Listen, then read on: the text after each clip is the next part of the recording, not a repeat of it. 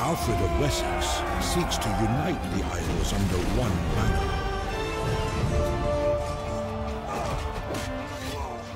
Hello there everyone, and welcome back to Thrones of Britannia. Last time around we saw as we marched up to lay siege to this town, and today we're gonna go ahead and finish that siege. However, I want to just go over a few things here with the enemy armies and so forth. So I think I mentioned that I was gonna try to sue for peace with the Ledeborg people, and I managed to actually do that in my favor. I managed to get them to pay me 900 gold for peace, and that secured the northern end of this, which allowed me to move my general, first Captain Athelwold, down to protect Buckingham as this army approached to just run over and taking it, and in so doing cutting the road off back home for Alfred. So the two armies we have left to destroy is this one right over here with Gopsig, and this one down here. And obviously we'll have to take on this town as well. But there's also those Viking raiders, Nordmen, which has moved up here. And at this point they've actually gone ahead and declared war on us as they approach. And we're gonna put them as the targets for our vassals. And currently we have a few armies out on the move. So we've got Devon over here, and I believe what's they called? Gwent has sent out an army as well, which is my vassal, I believe. Yes, the fish people. And we also have one, I believe, over here. But once I actually reduced or told the target, I removed the target for my vassal armies, this army actually decided to move back to its home province, which might be just as well as the rebel forces right over here. The insane governor is right over here, and you know what? It might be nice to actually have a naval battle, so I'm going to send him out to fit. No, you know what? Not just yet. He will resupply a little bit more. The Viking force will not reach him just yet. They could land here and take this, which would be rather nasty because I get a lot of food from over here. But I think they'll probably heading this way, which will give him some chance to recuperate his force a bit and actually do a dent on the Vikings. We're gonna have to raise, however, a proper army to face him. And for that, I don't actually think I have the money for it. Yes! You know what? I don't even need the money.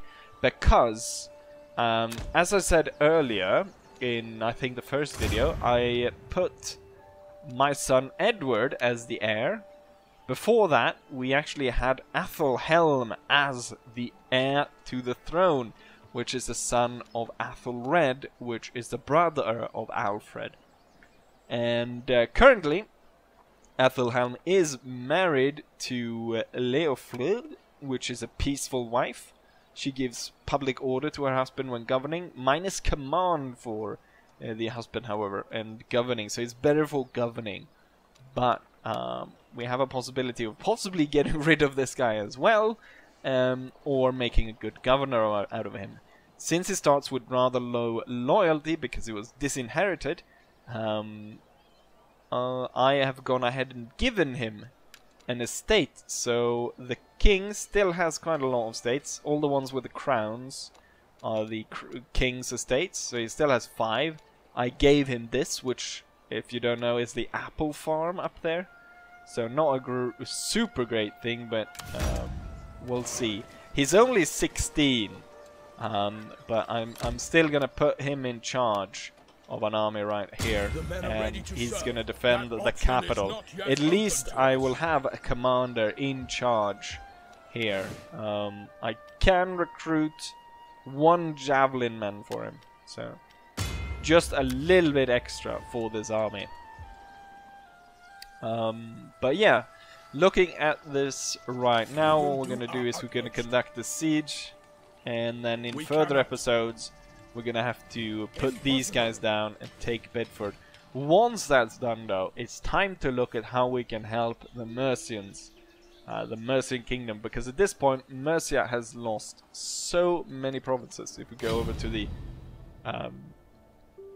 what's it called, the diplomatic map or whatever, so they have lost this province right here, this province right here with the capital, Unique Hall, yes, and then they've lost the region over here.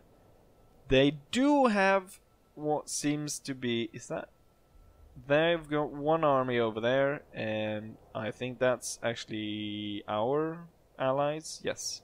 So that's my armies. This one, however, no wait, Gwent is my, so they don't have any armies, seemingly. So that's not going too well, and they've got an enemy force right in there. And also they had these guys, I think, has moved in and taken one province of them. Possibly. I'm not entirely sure. I think they held this one. So they are not doing too well. Let's go and check. Are they at war with those horse? No, they're not actually. Lederborg, they're not war with Lederborg. So we're gonna have to see of how we're going to support these guys. For ale, and then we will talk. Join their war at some point. Most likely, you know, these guys are part of an alliance, so if I go against one, I'll probably go against all of them. But that might be just as well. At this point, we are a pretty good standing with, what's it called, the East Angles. The East Angles have some problem with some other guys, which it looks as though the East Angles are actually at war with the Northumbrians, and the Northumbrians are at war with God knows who back and forth. So the Danes seem to be occupied with other stuff, which will give me quite a bit of lee room to continue my campaigns as I wish. With that said, however, let's take Alfred and lay siege to this castle and raise it and take this capital province. So without further ado, let's go ahead and attack.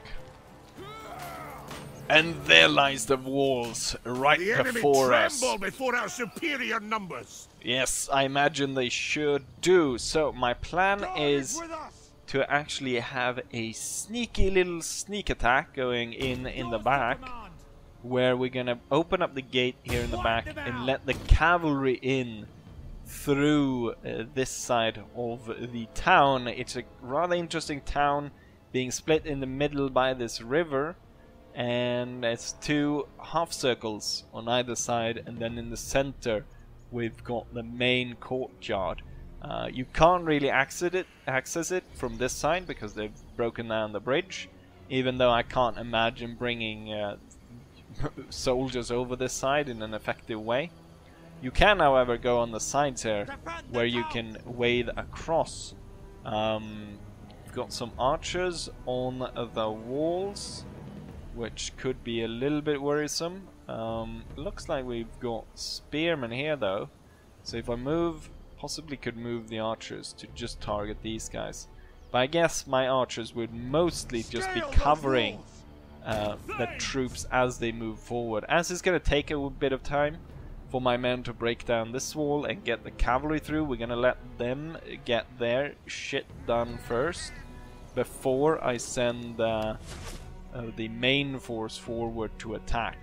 So we've got a unit here of axemen moving forwards to break down the gate. Few guys. Oh, look at that guy, how he crawled.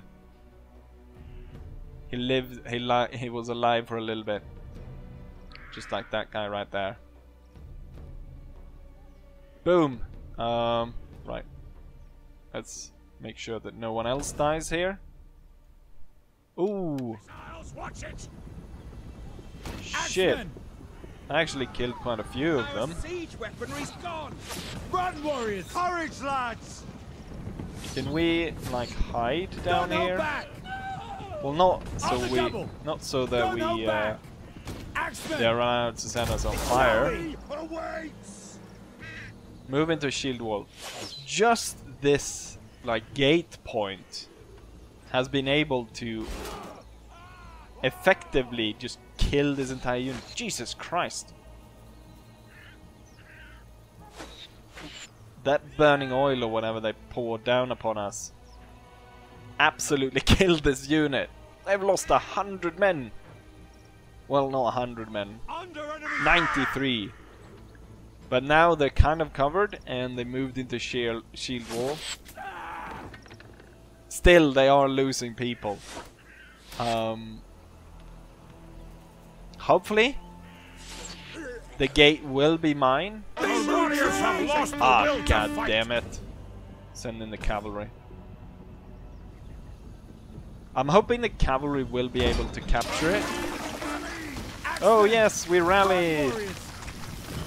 Just in time for them to pour some other shit down upon us.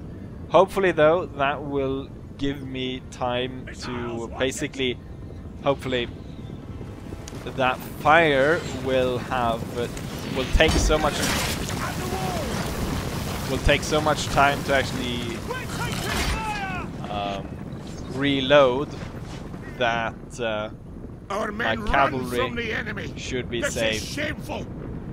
Right, we took it, but kind of a heavy cost. Axemen, you will make your way towards the inner part. The cavalry is through. There's so many places you can go in here. Right. Go towards the main sort of trade center there. And with that done, it's time to attack the walls. And run, the cowards! What? They're not even under attack, are they? Attack! Axemen! And now we'll break down the walls.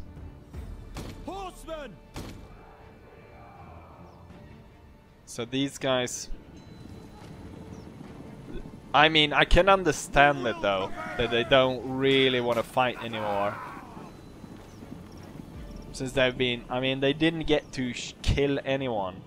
And the unit got utterly bloody destroyed by enemy fire. Routed. They are leaving the field. Again? Oh, this time it for good. They were like, oh, the commander gave us an order. Fuck that, we're going home. Stay away from the bloody tower, you morons. If they lost a horseman due to that, I'm gonna be pissed. There's some blood there. So they got wounded. So instead of going where the other ones went, far from those bloody towers, they decided to go straight at it. Under enemy fire! I wonder if I can set fire to... doesn't seem like it. We're taking fire! Right. We're taking fire. Let's get those archers up there. Let's see what they put on the walls for us. Sword hindmen. Some spearmen. You know what? Can I relocate the tower just a little bit off to the... Oh, they're actually gonna move the weaker unit to take precedent over the other one. This is where I think we'll get through the best. To smash through over here. Let's move the spearmen forward. Let's move the king forward. Let's move these swordmen forward. Clearly we're gonna try to stay away from that. Oh, we got some javelin throwers. Get our cavalry over to this side. We can ride these guys down. Seemingly they're leaving this part undefended. We lost a lot of my my elite swordmen over here. Unfortunately, no one's going to be here to contest this. Jeez.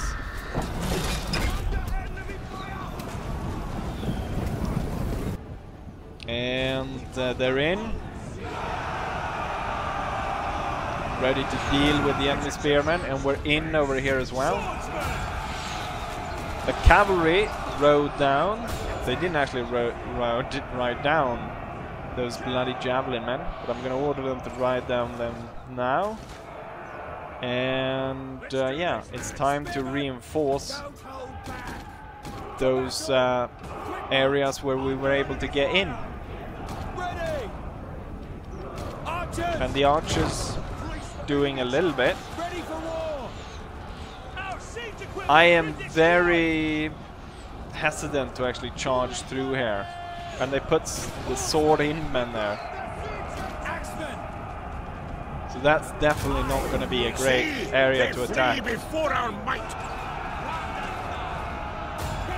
Let's see if we can get at that, guys. These 3 units. No, you need to climb the bloody tower.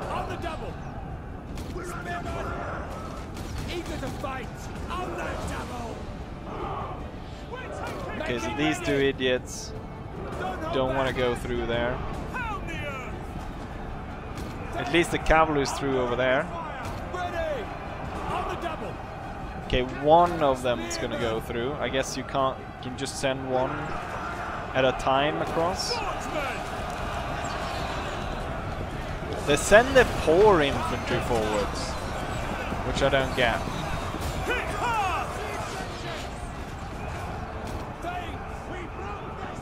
Right. The cavalry has done their work over there. Our men run from the enemy. Right, one of my cavalry units. They put so many men over there. You know what? Let's go for it. But we... Or maybe not, because now they put people in the way, and these guys just got unnecessarily burned to pieces. These guys are through. Axemen and archers. Go for the archers. If we'll attack, maybe we can just give them enough time so that this unit focuses over there and get these guys through. You know what? The king's up is needed up here. Can we get another unit in there? Okay, they all want to go there now. Our men have turned tail and run, the cowards. Okay, the axemen did not do too well. My spearmen are on the way though. And the king and his men are coming out. We'll send in the spearmen first.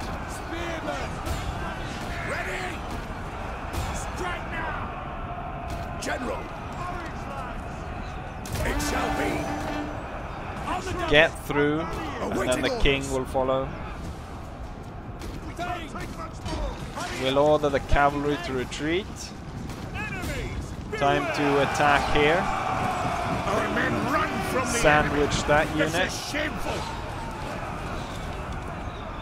The archer's coming through, the king is coming through. Let's see if I can scare some unit.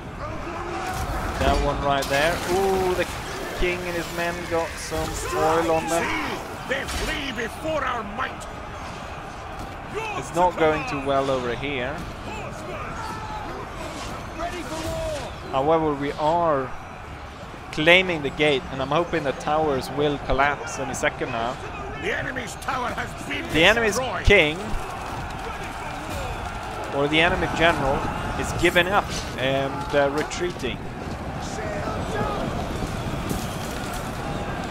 And most of their men are collapsing under just the weight of all our men that are coming through. Attack! To battle! To victory!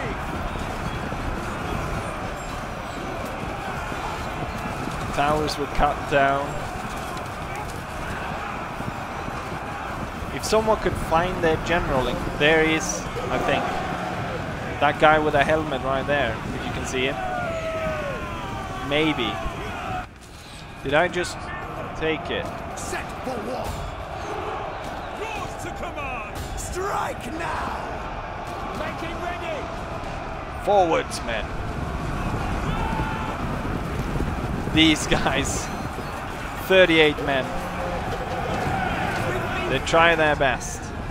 Ready for war. But the best is not enough. Get that general. And clearly the battle will be over. Victory. I like how the pathfinding works here.